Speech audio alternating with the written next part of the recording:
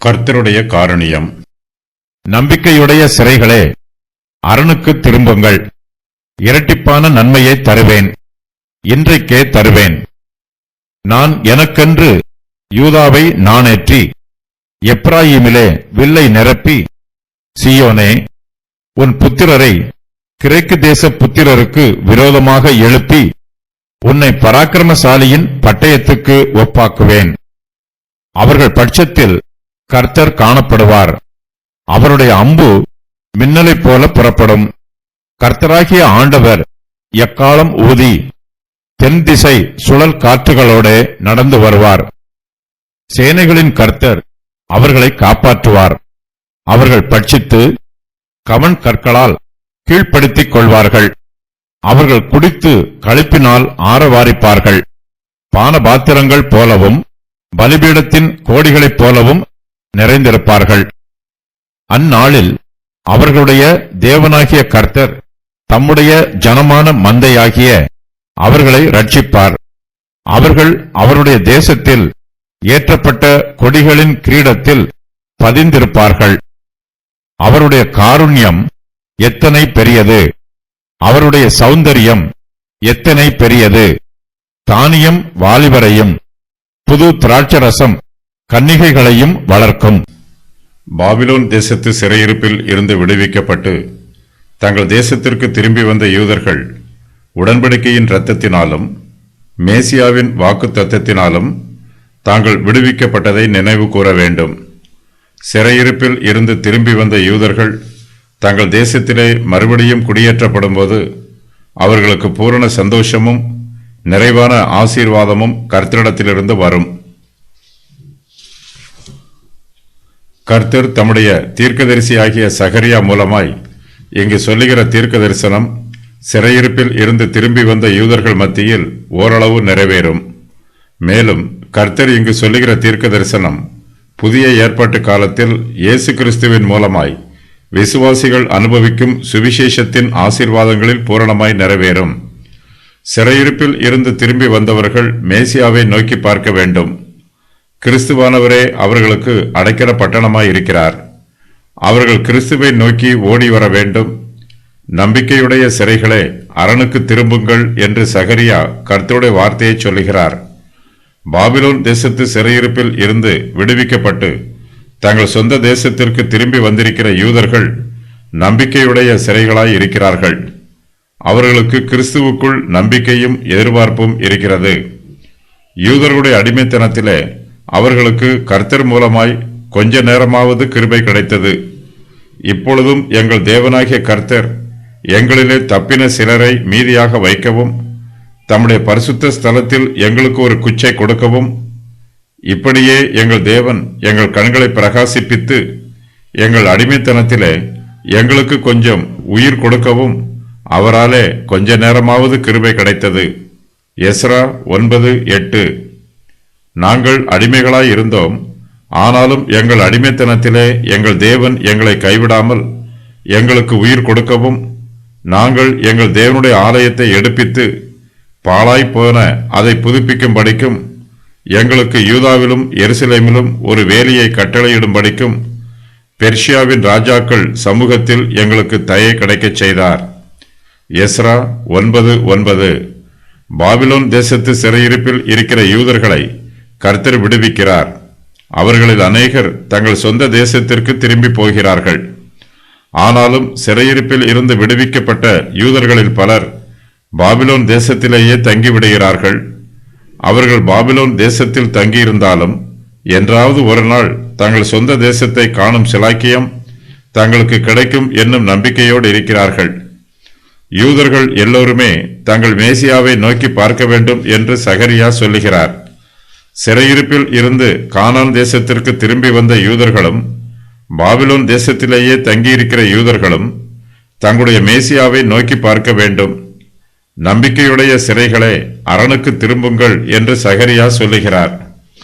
மேசியாவின் வாக்குத்தத்தமே அவர்களுக்கு அரணாயிருக்கிறது. மேசியா இந்த பூமிக்கு வருவதற்கு முன்பாக அவரை நம்புகிற அனைவருக்கும் அவருடைய வாக்குத்தத்தங்கள் பலத்த துருகமாயும் அரணாயும் இருக்கிறது. அவர்கள் கர்த்தருடைய நாளை தூரத்திலே நோக்கி பார்த்து சந்தோஷம் அடைந்தார்கள். அப்பொழுது சிமியோன் என்னும் பெயர் கொண்ட ஒரு மனுஷன் எருசலேமில் இருந்தான். அவன் நீதியும் தேவ பக்தியும் உள்ளவனாயும் இஸ்ரவேலின் ஆறுதல் வர காத்திருக்கிறவனாயும் இருந்தான். அவன் மேல் பரிசுத்த ஆவி இருந்தார். லூக்கா 2:25. அவன் அவரை தன் கைகளில் ஏந்தி கொண்டு தேவனை ஸ்தோத்திரித்து, ஆண்டவரே, உமது வார்த்தையின்படி உமது அடியேனை இப்பொழுது சமாதானத்தோட போக விடுகிறீர். புறஜாதிகளுக்கு பிரகாசிக்கிற ஒளியாகவும் உம்முடைய ஜனமாகிய இஸ்ரவேலுக்கு மகிமையாகவும் தேவரீர் சகல ஜனங்களுக்கு முன்பாக ஆயத்தம் பண்ணின உம்முடைய இரட்சணியத்தை என் கண்கள் கண்டது என்றான். லூக்கா 2:28 முதல் 32 வரை. அரணுக்கு திரும்புங்கள் என்னும் வாக்கியம் சுவிசேஷ அழைப்புக்கு அடையாளமாய் இருக்கிறது. பாவிகள் சிறை கைதிகளைப் போல இருக்கிறார்கள். அவர்கள் சிறை கைதிகளாக இருந்தாலும் அவர்களுக்கு இயேசு கிறிஸ்துவுக்குள்ளே விடுதலையின் நம்பிக்கை உண்டு. சகரியா யூதர்களை அழைக்கும் போது அவர்களை நம்பிக்கையுடைய சிறைகளே என்று அழைக்கிறார். கிறிஸ்துவானவரே அவர்களுக்கு அரணான கோட்டையாகவும் பலத்த துருகமாகவும் அவர்களுக்கு மெய்யான பாதுகாப்பாகவும் இருக்கிறார். யூதர்கள் கர்த்தரிடத்தில் திரும்பும் போது அவர்களுக்கு கர்த்தரிடத்திலிருந்து கிருபையும் இரக்கமும் சிலாக்கியமும் ஆசீர்வாதமும் உண்டாகும். இரட்டிப்பான நன்மையை தருவேன், இன்றைக்கே தருவேன் என்று கர்த்தர் சொல்லுகிறார். நம்பிக்கையுடைய சிறைகள் ஒவ்வொருவருக்கும் கர்த்தர் இரட்டிப்பான நன்மைகளை தருவார். இது கர்த்தருடைய வாக்குத்தத்தம். காலம் நிறைவேறும் போது யூதர்களுக்கு சத்துருக்கள் மீது ஜெயம் உண்டாகும். அவர்களுடைய தேசம் செழிப்பாய் இருக்கும். அவர்களுக்கு சந்தோஷமும் சமாதானமும் கிடைக்கும். இவையெல்லாம் அவர்களுடைய சொந்த தேசத்திலேயே அவர்களுக்கு கிடைக்கும் என்று கர்த்தர் வாக்கு பண்ணுகிறார். கர்த்தர் இங்கு சொல்லுகிற வாக்குத்தத்தம் கிறிஸ்துவின் ராஜ்யத்திலே பூரணமாய் நிறைவேறும். விசுவாசிகளுக்கு கர்த்தருக்குள் சந்தோஷமும் சமாதானமும் ஆசீர்வாதமும் ஐஸ்வர்யமும் ஜெயமும் உண்டு. சிறையிருப்பில் இருந்து திரும்பி வந்த யூதர்களுக்கு கர்த்தருடைய உதவியும் ஒத்தாசையும் பாதுகாப்பும் பராமரிப்பும் கிடைக்கும். ஏராளமான சத்துருக்கள் சிறையிருப்பிலிருந்து திரும்பி வந்த யூதர்களை சுற்றி வளைந்து கொள்கிறார்கள். கர்த்தரோ தம்முடைய ஜனத்தை சத்துருக்களின் கைகளில் இருந்து விடுவிப்பதாக வாக்கு பண்ணுகிறார். யூதர்கள் கர்த்தருடைய கைகளில் பலத்த ஆயுதங்களாக இருக்கிறார்கள். தங்களை ஒடுக்குகிறவர்களை யூதர்கள் மேற்கொள்வார்கள். தங்கள் சத்துருக்களை யுத்தங்களில் தோற்கடிப்பார்கள். நான் எனக்கென்று யூதாவை நாணேற்றி எப்ராயீமிலே வில்லை நிரப்பி, சீயோனே, உன் புத்திரரை கிரேக்கு தேச புத்திரருக்கு விரோதமாக எழுப்பி உன்னை பராக்கிரமசாலியின் பட்டயத்துக்கு ஒப்பாக்குவேன் என்று கர்த்தர் சொல்லுகிறார். சத்துருக்களை அழிப்பதற்கு கர்த்தர் தம்முடைய ஜனத்தை யுத்த ஆயுதங்களாக பயன்படுத்துகிறார். கர்த்தர் யூதாவை தமக்கென்று நாணேற்றுகிறார். வில்லை வளைப்பது போல கர்த்தர் அவர்களை வளைக்கிறார். கர்த்தருடைய கையில் உள்ள வில் ஒடிந்து போகாது. கர்த்தர் வில்லை வளைக்கும் போது வில் வலுவாக நாணேற்றப்படும். யூதர்கள் தங்களுடைய சத்துருக்களுக்கு விரோதமாக யுத்தம் பண்ணுவார்கள். அவர்கள் வில்லையும் பட்டயத்தையும் தங்கள் ஆயுதங்களாக பயன்படுத்துவார்கள். தங்களுடைய சொந்த ஆயுதங்களால் தங்களுக்கு யுத்தத்தில் ஜெயம் உண்டாயிற்று என்று யூதர்கள் நினைக்கக்கூடாது. யூதர்கள் தங்கள் கையில் பிடித்திருப்பது அவர்களுடைய வில் அல்ல, அது கர்த்தருடைய வில். அது கர்த்தருடைய அம்பு. யுத்த ஆயுதங்கள் யூதர்கள் கையில் இருந்தாலும் கர்த்தரே சத்துருக்களுக்கு விரோதமாக அந்த ஆயுதங்களை பயன்படுத்துகிறார். கர்த்தர் தமக்கு சித்தமான வேளையிலே தமக்கு சித்தமான ஆயுதங்களை பயன்படுத்துகிறார். சீயோனே, உன் புத்திரரை கிரேக்கு தேச புத்திரருக்கு விரோதமாக எழுப்புவேன் என்று கர்த்தர் சொல்லுகிறார். கர்த்தர் சொல்லுகிற தீர்க்க தரிசனம் அந்தியோக்கசுடைய காலத்தில் நிறைவேறிற்று. அந்தியோக்கஸ் கிரேக்கு தேசத்து ராஜா. அவன் யூதர்களுக்கு விரோதமாக யுத்தம் பண்ணினான். யுத்தம் கர்த்தருடையது. கர்த்தர் தம்முடைய ஜனத்தை கிரேக்கு தேச புத்திரருக்கு விரோதமாக எழுப்பினார். அந்தியோக்கசும் அவனுடைய சேனையும் தோற்று போனார்கள். இந்த யுத்தத்திலே யூதர்களுக்கு ஜெயம் உண்டாயிற்று. இது கர்த்தரால் வந்த ஜெயம். உடன்படிக்கைக்கு துரோகிகளாக இருக்கிறவர்களை இச்சக பேச்சுக்களினால் கள்ள மார்க்கத்தார் ஆக்குவான். தங்கள் தேவனை அறிந்திருக்கிற ஜனங்கள் திடன் கொண்டு அதற்கு ஏற்றபடி செய்வார்கள். தானியேல் 11:32. கர்த்தரே இஸ்ரவேலின் சேனைக்கு தலைவராய் இருக்கிறார். கர்த்தர் தம்முடைய ஜனத்தை யுத்தத்தில் வழி நடத்துகிறார்.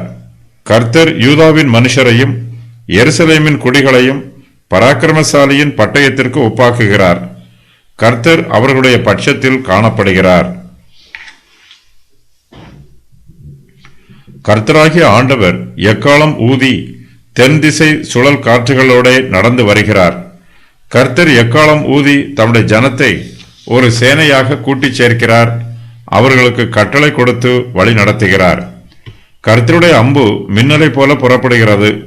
கர்த்தர் தம்முடைய ஜனத்திற்காக எப்போது யுத்தம் பண்ணினாலும் கர்த்தரே தம்முடைய ஜனத்திற்கு தலைமை தாங்கி அவர்களை வழிநடத்துகிறார். கர்த்தர் தம்முடைய சேனையின் முன்பாக போகிறார். கர்த்தர் நடந்து வரும்போது கம்பீரமாயும் வேகமாயும் உறுதியாயும் நடந்து வருகிறார். அவர் தென்றிசை சுழல் காற்றுகளோட நடந்து வருகிறார். தென்றிசை சுழல் காற்றுகளுக்கு விரோதமாக கிரேக்கு தேச புத்திரரால் எதிர்த்து நிற்க முடியாது. அவர்கள் சுழல் காற்றுகள் மத்தியிலே சுழற்றி அடித்து வீசப்படுவார்கள். கிரேக்கு தேச புத்திரர் பதரை போல பறந்து போய் விடுவார்கள். யுத்தம் மெய்யாகவே நடைபெறுகிறது. கர்த்தருடைய அம்பு மின்னலை போல புறப்படுகிறது. கர்த்தருடைய அம்பு சத்துருக்களை சிதறிப்போகச் செய்கிறது. கர்த்தர் தம்முடைய பலத்த புயத்தினால் இஸ்ரவேல் புத்திரரை எகிப்தின் அடிமைத்தனத்திலிருந்து விடுவித்து கானான் தேசத்திற்கு வழிநடத்தி சென்றார். அப்போது கர்த்தருடைய வல்லமை புறப்பட்டது. கர்த்தர் இஸ்ரவேல் புத்திரர் பட்சத்தில் காணப்பட்டார். சேனைகளின் கர்த்தர் இஸ்ரவேல் புத்திரரை காப்பாற்றினார். யூதருடைய சரித்திரத்திலே மக்கபியரின் காலத்திலும் பிரஜாதியாரில் அநேகர் யூதர்களுக்கு விரோதமாக யுத்தம் பண்ண வந்தார்கள். அப்போதும் கர்த்தர் தம்முடைய ஜனத்தின் பட்சத்தில் இருந்து அவர்களுக்காக யுத்தம் பண்ணினார். சேனைகளின் கர்த்தர் அவர்களை காப்பாற்றினார். கர்த்தராகிய இயேசு கிறிஸ்துவுக்கு கல்வாரி சிலுவையிலே சத்துருவாகிய சாத்தான் மீது பரிபூரண ஜெயம் கிடைத்தது. கர்த்தர் தம்முடைய சிலுவையில் சாத்தானையும் அவனுடைய அந்தகார கிரியைகள் அனைத்தையும் ஜெயித்தார். கர்த்தர் யுத்தம் பண்ணும்போது சத்துருக்களால் கர்த்தருக்கு விரோதமாகவும் அவருடைய சேனைக்கு விரோதமாகவும் எதிர்த்து நின்று யுத்தம் பண்ண முடியாது. கர்த்தருடைய பிள்ளைகளுக்கு விரோதமாக எழும்பும் எந்த ஆயுதமும் வாய்க்காது. சத்துருக்களின் ஆயுதங்கள் அவர்களுக்கு விரோதமாக எழும்பி அவர்களையே பட்சித்து போடும். இஸ்ரவேல் வம்சத்தார் தங்கள் சத்துருக்களை பட்சித்து அவர்களை கவன் கற்களால் கீழ்ப்படுத்திக் கொள்வார்கள். கர்த்தரே யூதர்களுடைய சேனைகளின் தலைவர். கர்த்தர் தம்முடைய ஜனத்தை பராக்கிரமசாலியின் பட்டயத்திற்கு ஒப்பாக்கி இருக்கிறார். யூதர்களுடைய கையில் இருக்கிற பட்டயம் கர்த்தருடைய பட்டயம். யூதர்கள் கவன் கற்களை பயன்படுத்தினாலும் அதை பயன்படுத்துவதற்கு கர்த்தரே அவர்களுக்கு விசேஷித்த பயிற்சிகளை கொடுத்திருக்கிறார். யுத்தம் பண்ணுகிறவர்களிடத்தில் ஆயுதங்கள் இருந்தால் மாத்திரம் போதாது. அந்த ஆயுதங்களை எவ்வாறு பயன்படுத்த வேண்டும் என்பதும் அவர்களுக்கு தெரிந்திருக்க வேண்டும். யுத்த வீரர்கள் அதற்கான பயிற்சிகளை மேற்கொள்ள வேண்டும். கர்த்தர் தம்முடைய ஜனத்திற்கு ஆயுதங்களையும் கொடுக்கிறார். அவற்றை பயன்படுத்துவதற்கு பயிற்சிகளையும் கொடுக்கிறார். இஸ்ரவேல் வம்சத்தார் யுத்தங்களிலே ஜெயம் பெறுவார்கள். கர்த்தரே அவர்களுக்கு ஜெயத்தை கொடுக்கிறார். தாங்கள் பெற்றுக்கொண்ட வெற்றிகளுக்காக யூதர்கள் கர்த்தருக்குள் சந்தோஷமாய் இருக்கிறார்கள். யுத்தத்திலே தங்களுக்கு கிடைத்த ஜெயத்திற்கு அவர்கள் கர்த்தரை மகிமைப்படுத்துவார்கள். அவர்கள் குடித்து களிப்பினால் ஆரவாரிப்பார்கள். பான பாத்திரங்கள் போலவும் பலிபீடத்தின் கோடிகளைப் போலவும் நிறைந்திருப்பார்கள் என்று கர்த்தர் சொல்லுகிறார். கர்த்தர் தங்களுக்கு செய்த நன்மைகளை நினைத்து யூதர்கள் கர்த்தருக்கு ஏராளமான பலிகளை செலுத்துவார்கள். பலிபீடமெல்லாம் இரத்தத்தினாலும் கொழுப்பினாலும் நிறைந்திருக்கும். அவர்கள் பலிபீடத்தின் பானபாத்திரங்களை இரத்தத்தினாலும் பலிபீடத்தின் கோடிகளை கொழுப்புகளினாலும் நிரப்புவார்கள். இஸ்ரவேல் வம்சத்தார் கர்த்தருடைய மந்தையாக இருக்கிறார்கள். கர்த்தர் அவர்களுடைய மேய்ப்பராய் இருக்கிறார். அந்நாளில் அவர்களுடைய தேவனாகிய கர்த்தர் தம்முடைய ஜனமான மந்தையாகி அவர்களை ரட்சிப்பார். இதுவே கர்த்தருக்கும் கர்த்தருடைய ஜனத்திற்கும் இடையே உள்ள உறவு. இஸ்ரவேல் ஜனங்கள் கிரீடத்தில் உள்ள விலை உயர்ந்த கற்களைப் போல இருப்பார்கள். அவர்கள் கர்த்தருக்கு விசேஷித்தவர்கள், மிகவும் முக்கியமானவர்கள். யூதர்கள் கர்த்தருடைய தேசத்தில் ஏற்றப்பட்ட கொடிகளின் கிரீடத்தில் பதிந்திருப்பார்கள். கிரீடத்திற்கு பாதுகாப்பு கொடுக்கப்படும். அதுபோலவே கர்த்தருடைய ஜனத்திற்கும் தெய்வீக பாதுகாப்பு கொடுக்கப்படும். இஸ்ரவேல் ஜனங்கள் கர்த்தருடைய கையில் ஏற்றப்பட்ட அடையாளமாய் இருப்பார்கள். அவர்கள் கர்த்தருடைய முத்திரை மோதிரமாய் இருப்பார்கள். யுத்தத்தில் ஜெயிக்கும் போது தேசத்தில் ஜெயக்கொடிகளை ஏற்றுவது வழக்கம். கொடி ஏற்றப்படும் போது அந்த தேசத்தில் உள்ள ஜனங்கள் எல்லாம் மிகவும் சந்தோஷப்படுவார்கள். அப்படிப்பட்ட சந்தோஷம் இஸ்ரவேல் வம்சத்தாருக்கு உண்டாகும். யூதர்களுக்கு யுத்தங்களிலே வெற்றி கிடைக்கிறது. இது அவர்களுடைய பலத்தினாலோ பராக்கிரமத்தினாலோ கிடைத்த வெற்றி அல்ல. இது கர்த்தருடைய கிருபையினால் கிடைத்த வெற்றி. கர்த்தருடைய காருண்யம் மிகவும் பெரியது. கர்த்தருடைய காருண்யத்தினாலேயே இஸ்ரவேல் புத்திரரால் சத்துருக்களோடு எதிர்த்து நின்று யுத்தம் பண்ண முடிந்தது. அவர்களால் யுத்தங்களிலே வெற்றியும் பெற முடிந்தது. கர்த்தருடைய காருண்யமே அவர்களுக்கு சத்துருக்கள் மீது ஜெயத்தை கொடுத்தது. இஸ்ரவேல் வம்சத்தார் கர்த்தருடைய சமூகத்திற்கு முன்பாக வந்து அவரை நன்றியோடு துதிப்பார்கள். அவர் தங்களுக்கு கொடுக்கிற பாதுகாப்புகளுக்காகவும் ஜெயங்களுக்காகவும் அவர்கள் கர்த்தரை மகிமைப்படுத்துவார்கள். அவருடைய காருண்யம் எத்தனை பெரியது, அவருடைய சௌந்தரியம் எத்தனை பெரியது என்று சந்தோஷமாய் ஆர்ப்பரித்து கர்த்தரை துதித்து பாடுவார்கள். இதுவே யூதர்களுடைய துதிப்பாடலின் பாரம். இப்படிப்பட்ட பாடல்களால் யூதர்கள் கர்த்தரை துதித்து பாடி ஆர்ப்பரிப்பார்கள். சீயோன் குமாரத்தியே மிகவும் களிகூறு, எருசலேம் குமாரத்தியே கம்பீரி, இதோ உன் ராஜா உன்னிடத்தில் வருகிறார் என்று கர்த்தர் சொல்லுகிறார். மேசியா வரும்போதும் யூதர்கள் அவருடைய காருண்யம் எத்தனை பெரியது, அவருடைய சௌந்தரியம் எத்தனை பெரியது என்று கம்பீரமாய் பாடி களிகூறுவார்கள். உன் கண்கள் ராஜாவை மகிமை பொருந்தினவராக காணும், தூரத்தில் உள்ள தேசத்தையும் பார்க்கும். ஏசாயா 33:17. உலகத்தாருடைய உலக பிரகாரமான பார்வையில் கர்த்தர் அழகில்லாதவராகவும் சௌந்தரியம் இல்லாதவராகவும் இருக்கிறார். ஆனால் கர்த்தரை நம்முடைய பிரகாசமுள்ள மனக்கண்களால் பார்க்கும்போது அவருடைய மகிமையையும் அழகையும் சௌந்தரியத்தையும் பார்க்க முடியும். நம்முடைய விசுவாச கண்களால் கர்த்தருடைய பெரிதான காருண்யத்தை பார்க்க முடியும். கர்த்தருடைய காருண்யத்திற்கு ஒரு எடுத்துக்காட்டு இங்கே சொல்லப்பட்டிருக்கிறது. தானியம் வாலிபரையும் புது திராட்சரசம் கன்னிகைகளையும் வளர்க்கும் என்று சகரியா சொல்லுகிறார். இந்த வாக்கியத்திற்கு கர்த்தர் தம்முடைய ஜனத்தை இந்த பூமியின் தானியங்களினாலும் திராட்ச ரசத்தினாலும் விருட்சங்களின் கனிகளாலும் அதிகம் அதிகமாய் ஆசீர்வதிப்பார் என்று வேத பண்டிதர்கள் விளக்கம் சொல்லுகிறார்கள். இந்த ஆசீர்வாதம் கர்த்தருடைய காருண்யத்திற்கு அடையாளமாய் இருக்கிறது. கர்த்தருடைய கிருபையும் காருண்யமும் நமக்கு கிடைக்கும் போது நமக்கு சம்பூரணமான ஆசீர்வாதங்கள் உண்டாயிருக்கும்.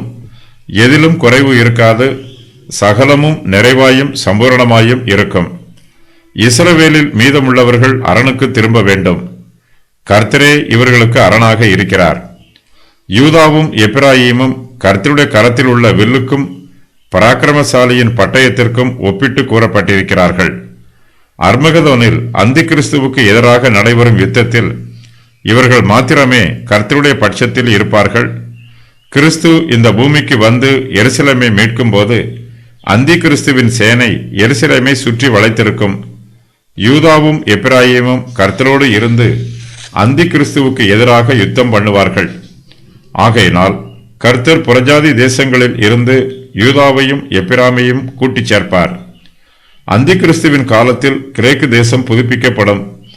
கடைசி நாட்களில் இது இஸ்ரவேலுக்கு விரோதமாக யுத்தம் பண்ணும். சீயோனின் புத்திரர் கிரேக்கு தேச புத்திரருக்கு விரோதமாக யுத்தம் பண்ணுவார்கள். இது அர்மகதோன் யுத்தத்தை குறிப்பிடுகிறது. தானியேல் 8-11 ஆகிய அதிகாரங்களில் கூறப்பட்டிருக்கும் பிந்திய கிரேக்க பேரரசு இயேசு கிறிஸ்துவின் 2ஆம் வருகையின் போது இஸ்ரவேலுக்கு விரோதமாக யுத்தம் பண்ணும். இந்த யுத்தத்தில் கர்த்தர் சீயோன் புத்திரரோடு பிரத்யட்சமாக காணப்படுவார். கர்த்தருடைய அம்பு மின்னலை போல புறப்படும். கிறிஸ்துவும் அவருடைய தூதர்களும் அக்கினி ஜுவாலையாக வருவார்கள். அந்நாளில் கர்த்தராகிய ஆண்டவர் எக்காலம் ஊதி தென் திசை சுழல் காற்றுகளோட நடந்து வருவார். சேனைகளின் கர்த்தர் அவர்களை காப்பாற்றி ரட்சிப்பார். இஸ்ரவேல் புத்திரர் தங்கள் சத்துருக்களை பட்சித்து கவன் கற்களால் கீழ்ப்படுத்திக் கொள்வார்கள். அவர்கள் குடித்து களிப்பினால் ஆரவரைப்பார்கள். அர்மகதோனில் அந்தி கிறிஸ்துவிற்கும் அவனுடைய சேனைகளுக்கும் விரோதமாக நடைபெறும் யுத்தத்தில் இஸ்ரவேல் புத்திரர் மாத்திரமே இயேசு கிறிஸ்துவோடு கூட இருப்பார்கள்.